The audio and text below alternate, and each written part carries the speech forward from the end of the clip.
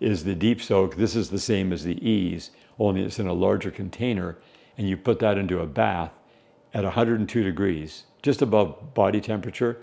Soak in a bath for about half an hour, and you'll again increase your magnesium chloride bank account, and that magnesium chloride hexahydrate goes in and holds in the tissue.